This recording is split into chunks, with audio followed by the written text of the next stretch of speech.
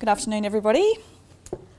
Okay, so I'm going to talk about building an amazing team, but firstly I just wanted to introduce myself because I have gone through the Queensland Leaders program as you are now back in 2011, and I got so much out of the program in the first year, and then went on to do 2 years of alumni and part of founders, and now gratefully are an industry expert, but not only for Queensland but also Victoria and New South Wales leaders. So I'm a big supporter of the Leaders program and what you can get out of it and the people that you get to connect with. So I've been where you are, and I hope that my session today is going to give you some value, but I will say we are covering a lot. There's a lot of quick tips, so you need to be sharp for this. So you ready? Ready? Yes. I always say to my kids, you've got to say, yes, mum. I won't get you to say that to me today. Okay, so these are the things that you actually put down on your feedback that you wanted to for me to talk about. Very, very broad. There are so many components of human resources. So what I'm going to focus on today is increasing performance. That's what we want to look at. How do we actually increase the performance of the people within your team? Firstly, I just want to talk to you about my goal that I've always had for my business, which is very much this. I've always had this goal that I want my team to treat my business like it's their own. And that is a fairly lofty goal, but I think it's a really worthy goal of any business owner. Putting in place systems, a culture, getting people engaged in what you're all about so that when they come to work, they really want to make sure that they're doing the best job that they can possibly do. And you can absolutely make that happen. It's not you don't just do it once and it stays like that forever. It's an ongoing task. However, I think this is very, very important. There's probably nothing more important than ensuring that your people are on board and fully engaged. All right, so firstly, let's just get some information about you guys. First question I have is, how many employees do you have? So 0 to 20, 21 to 50, 51 to 100, 100 to 300, 300 plus. Ready? So majority under 20, but we've got quite an interesting mix there, and a small percentage with 300 plus. I'm assuming those ones might have internal HR looking after this area.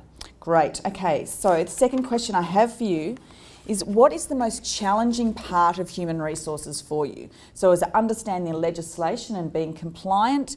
Is it dealing with poor performers, motivating, inspiring your staff, creating a winning culture, or is it recruiting? Can you say all of the above? Recruiting, motivating, inspiring, and culture. Awesome. So they're the things that I'm going to talk about. How cool is that? We're so aligned. Excellent. All right. Okay, so firstly, I just want to cover off what HR is, because I think it is so misunderstood of what it covers and what it involves. So in our business, we look at it from 4 key streams. So we have our compliance area, which is basically industrial relations, laws, legislation, rules, employment contracts, policies, unfair dismissal claims, bullying claims, being taken to Fair Work, all of those things that are aligned to legislation that we usually don't really like too much and are usually reactive. So that's the compliance part of HR. We then have our HR management, which we consider to be things like frameworks. So implementing things like onboarding processes, performance reviews, salary review processes, succession planning, that sort of thing. So the frameworks that you can put into your organisation to create that structure. Then we have the fun stuff, which is performance, leadership and culture. So that's when we look at how do we develop our people, how do we develop our middle managers, how are we supporting our senior managers, how are we creating an environment where the culture is engaging, or a culture that you want it to be. Okay, so that's where we can get into really proactive, quite interesting activities around making your business have its own very own DNA. And then we have recruitment, finding the right people. And as we saw, it's really, really important. I'm going to talk a little bit about some ideas around how to think about recruitment these days, because it is different to how it used to be. Now, I'm just going to show you this very quick employee life cycle for just 2 reasons. when you're thinking of your employees, I want you to consider the journey that they go through when they join your business. So it starts off with, firstly, you building an awareness of your brand so people know about you.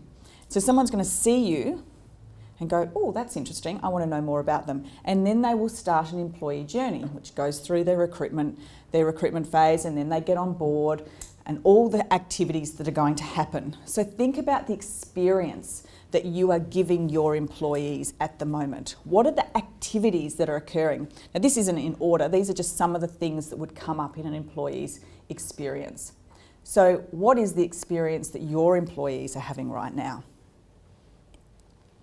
And don't forget, when they come out of your company, how are they going to leave? And are you creating some sort of an alumni for your business, which is basically people out there that are promoting your workplace, promoting your product or service? Are you considering this when people move on? Because we know these days that people move on quicker than what they used to. Having people stay for 2 or 3 years is pretty good in this day and age with our different generations coming through. So thinking about, well, if people are going to be leaving more often, what are they doing when they leave, and how are they representing you after they leave?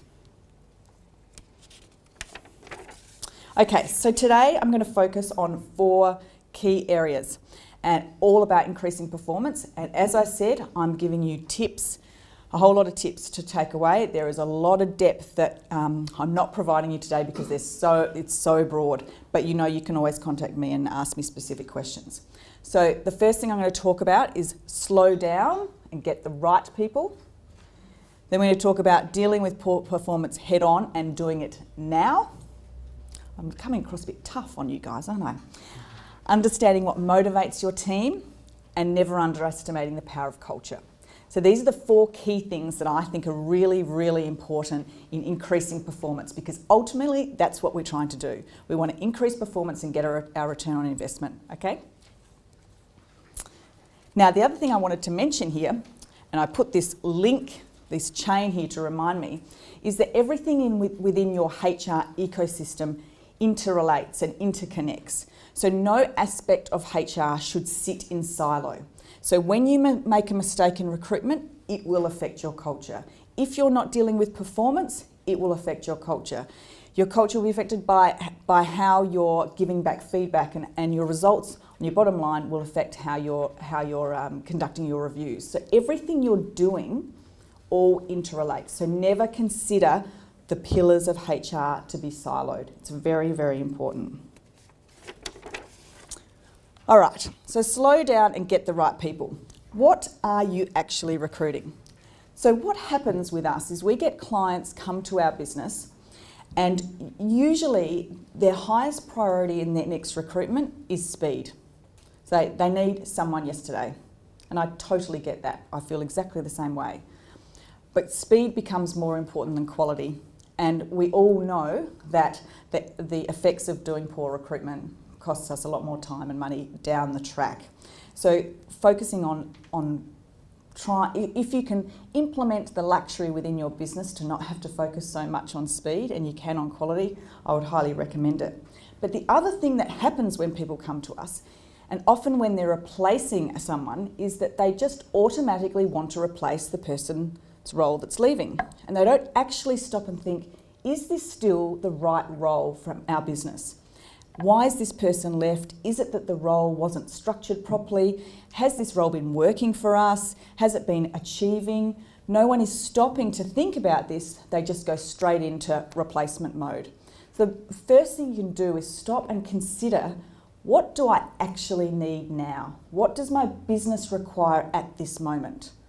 We very, very rarely see clients come to us having thought this through. But often what will happen is once we take a job brief, or we get information about the business and the role, what they thought they wanted us to recruit is not actually the role we end up recruiting. So it happens a lot. The other thing is what I call the 3 big rocks of a role. So when you are starting to sit down and write a role description, you're considering a new role, or you're just looking at generally at your roles, the way that I always think is the best way of doing this is to consider, firstly, what are the 3 big rocks of the role? Basically, where should you be spending 80% of your time if you're in this role? So I do this all the time when I'm creating new roles in my business, or I'm thinking about, are my roles still right? What are the 3 big rocks of this role? So to give you an example, a managing director, 3 big rocks may be staff leadership and development, business strategy and business development. That's where they should be spending 80% of their time. Some managing directors are different. They might have finance in there or whatever it may be, depending on how your structure is. So when we look at that and we look at what we're actually doing on a daily basis, if it doesn't fit into that, it highlights a red flag for us. Why is that? Is it because we don't have the right people under us? Is it because we can't delegate? Is it because that we shouldn't be in that role? What is it? So I strongly recommend that you spend some time writing your 3 big rocks for your role, or any of your roles that you may have going on for you at the moment that you're not quite sure if they're structured properly. Just got another example for you. Sales manager. So their 3 big rocks might be getting new business, dealing with current clients, and putting in their reporting analysis of what they're doing. And that might be split 60, 30, 10%. And then from that you can work out what actually sits under new business development, account management, reporting. Whenever I'm doing any organisational restructure in any capacity, doesn't matter how big the organisation is, I start with 3 big rocks. It's a really great way of getting clear. Okay. The next point in Slow Down and Get the Right People is about recruiting. So throwing an ad on Seek just doesn't cut it anymore. We have this amazing opportunity now with social media to access what we call passive candidates. Basically, everyone is a passive candidate now. So previously we had our active candidates, and they're the ones that used to go on Seek actively looking for a job. And then we used to put our ads in papers, hopefully that we'd get passive candidates, the ones that are just looking through the paper on a Saturday morning, not actually interested in a new job, and they see something and then they apply. Now, with social media, everyone's interacting and engaging, and we have the opportunity to be doing that all the time.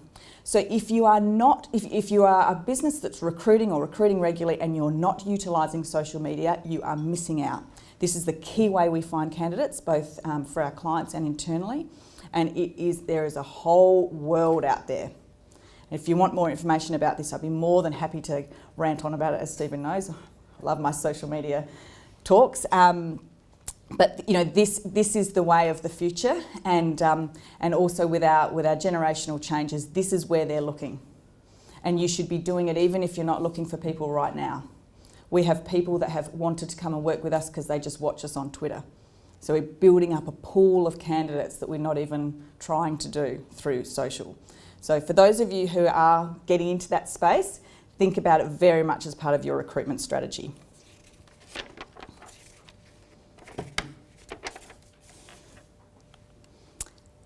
The other thing I wanted to mention about recruitment is that if you're not very good at interviewing, you should get some support to do it. Because recruitment, or particularly interviewing, is a craft in itself.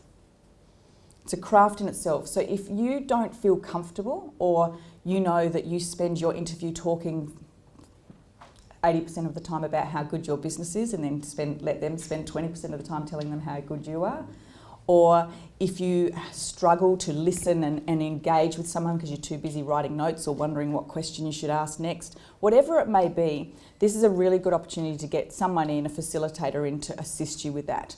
I highly recommend this, because when you do that, if you have someone that sits there and runs your interview for you, you are able to sit back and engage, listen, ask questions when you choose, and really be in the moment. And it's a very, very important part of any sort of interview or recruitment process. And this is absolutely available to you. So don't think that you have to be the one that runs the whole interview. Get someone in to assist you if you need it. I certainly do when I'm interviewing internally. I have someone else facilitate that process for me so that I can be present. So I have a question for you. How do you currently source your candidates? Word of mouth, using a recruitment agency, ads on Seek, social media. you have a pool of keen candidates waiting to join you, or you rarely recruit. Seek. Okay. Awesome.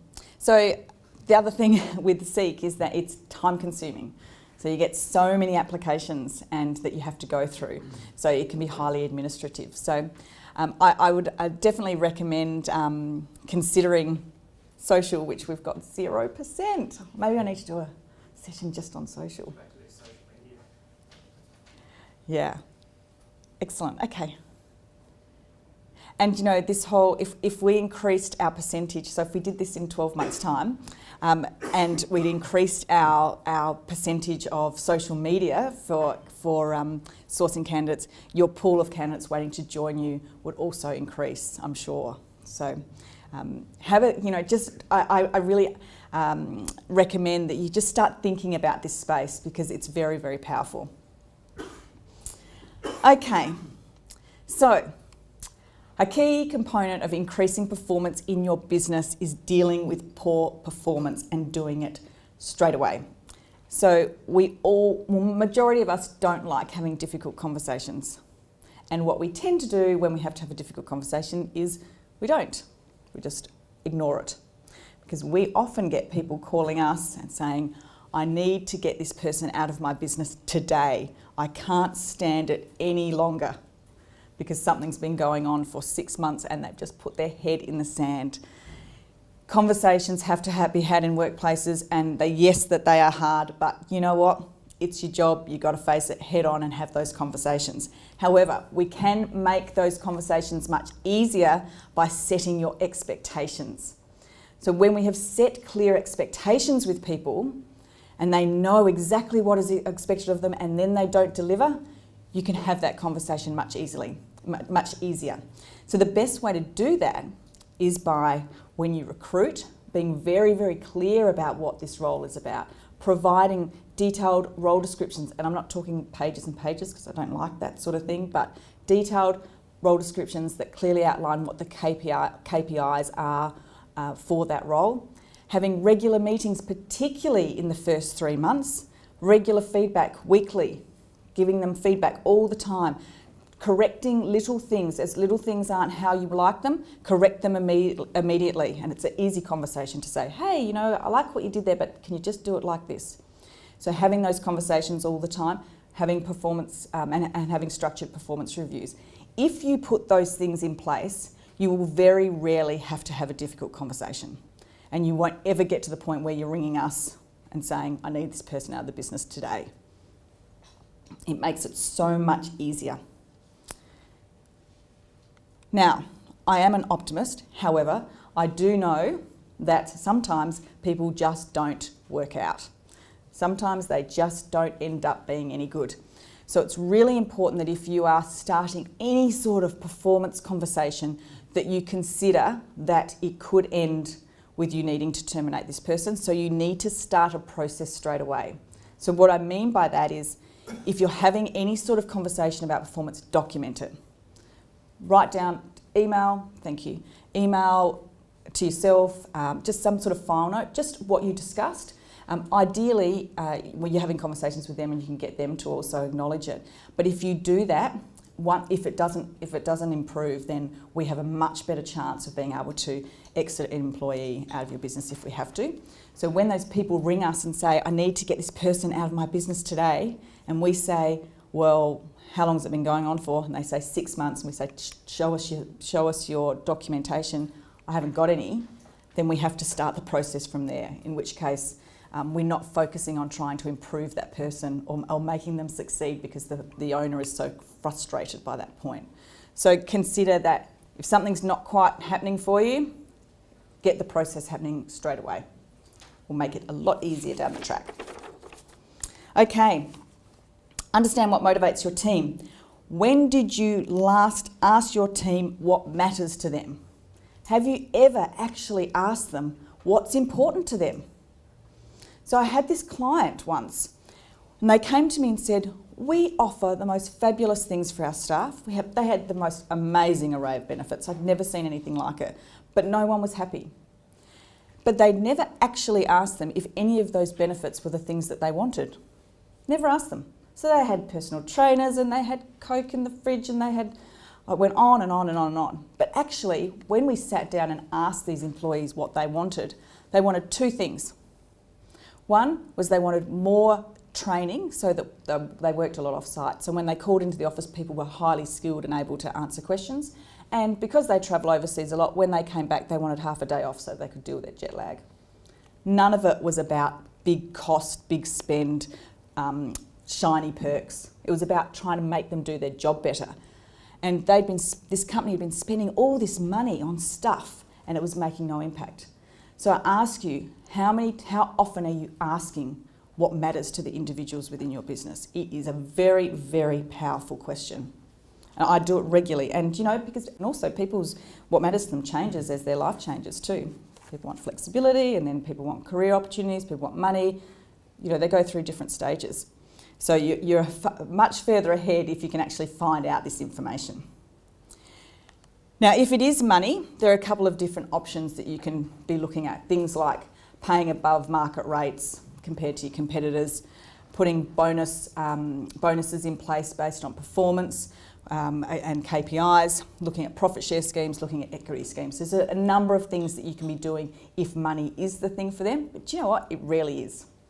It really is. Usually people see money as a way of being acknowledged, and that actually, if they were being acknowledged, wouldn't necessarily need more money. Acknowledgement is a huge thing for people, for people's motivation. That's a whole topic in itself. All right, I'm running out of time. 4, increasing performance. Never underestimate the power of culture. What's your vision, mission, values? I am a vision, mission, values advocate, and I I talk about it all the time. It is so important to be really, really clear on what your business vision is. What is the purpose? Why do you do what you do? Why does it inspire you? And what are the behaviours or the values that sit within your business that makes you what you are? What is your DNA? Do you know it? Does it inspire you? Because if you don't know this, you're going to be trying to get people on your bus, but you won't even know if you're on the right bus. This is the most important. This is the first thing we look at when we go into any organisation to look at their HR strategy. We want to know that. Because if we know that, we know that we can create a winning team. But without it, you will struggle. So, and again, a session in itself, but thinking about what is your vision, mission, values. Culture looks simple on the surface. So when you're creating a culture, you might walk into an environment and think, wow, this has got a great culture. It's fun, or it's dynamic, or it's high performing, whatever it may be. But any culture that works really well is not there just because it is. It's there because it has strict, consistent systems underneath that are happening every day that makes it that way. So don't think that culture is something that, you can pull a few people together and it just happens, because it doesn't. It actually has to have a strategy behind it, and everything you do has to align to that. So when you're behaving against your vision, mission, values, and all your decisions, all your choices, all your actions align to that, you will create a culture, but it's about a consistent framework. And culture is everyone's job, but it starts with you. So if you don't have one at the moment, or you have one that you don't like, you need to work out what you want it to be, and you will need to drive that and drive that and drive that until you create momentum, and then you will form part of the wave that is your culture. But it does have to start with you, and it does take effort. But ultimately, if you want to create a business where your staff treat it like it's their own, this is the area to focus on first up. Before you put any other systems, HR systems in, this is the first thing on your agenda. Getting clear on this. Now, we don't have time for a case study. So, okay, I'm going to ask you some questions. So, who has a clear vision, mission, and values? Yes, no, sort of. And yes. Okay, awesome. So, for those ones that are yes and sort of, if I was to walk into your business today and go up to any one of your employees and say, tell me what your vision is. What is the purpose of your work? What's your mission? And Talk to me about the values and what they actually mean and how they drive performance and how they're used on a daily basis to drive this business. If I walked into any one of your businesses right now and asked any person any of those questions, could they recite them and know what they mean? Could they tell me passionately how they drive your business? No? Would they have no idea what they are? Sort of. So they might have some words, but might not necessarily know how to deal with them, know them in detail, how to use them. Go. Sort of. Yeah. So for those who've said yes, if you're happy to identify yourself, has it made a big difference in your business? No, no one wants to identify themselves. Yep. We're in the sort of. Yes. But we're just going through a complete branding, rebranding and company culture. So the whole reason is to get them to one. Yeah, awesome. But one of the things we brought up is we have a wide, diverse range of skills and people within our organisation. And it's that guy right at the bottom. How does he align with that company value and not just think it's a 9-to-5 job that he has to do? Yeah, absolutely. Don't have that. Yeah, it's about sharing the story of what it's all about and how that relates to them. So, for example, if you asked any one of my team what their job is, they would not answer, oh, I'm a receptionist or I'm here to look after the office. Every single one would say, my job is to create great workplaces, because that's our mission. We are there to create great workplaces. And every time I talk about it, I get goosebumps, because we believe that if we create great workplaces, we can actually have an impact on the world. And the reason we think that is because so many people go to work every day, and when they have a bad workplace or a bad experience, they get home and they're grumpy to their kids, to their wife. They're less likely to go out and play some sport, more likely to sit on the couch, less likely to get involved in their community, compared to someone who goes to a great workplace, comes home and is excited and engages, gets out, is more active. We believe the more great workplaces we create, the more impact we can actually, our little business in Brisbane, can have on the world. And everyone in our business can say that to you, thinks it, believes it in everything we do. But that is not something that I go on their first day, here's our mission, live it. This is every day, talking about it, showing examples, highlighting when it actually happens with our clients. It's constantly with every level of the organisation. And I get your point, it's even more important with the people that you may think aren't engaged, because most people do want to be part of something. They want to be part of something that's important. But it's up to us as business owners or senior people within our organisation to get them engaged with that. So this is, I'm really excited that you're doing it. I'll be interested to hear how it goes. Great. Sorry, not doing case study, we don't have time. So what I want you to take away today, decide what culture you want. So free-flowing, blank page, what would you ideally like to walk into every day? When you go to work, what would you like it to feel like? Get clear on your vision, mission, values. Really work this out. This is so powerful. Create your role descriptions within your business so everyone knows what's expected of them. Start with your 3 big rocks, start with your own. It's really interesting to see where you're actually spending your time. Get clear on how your roles are created and set the expectations, and get to know your people. You've chosen to work with them, get to know them. We want to work with people we like. We want to be helping people to achieve their personal goals. So find out what's important to them so that you can give them that. You can create a great workplace. Thank you very much, everybody.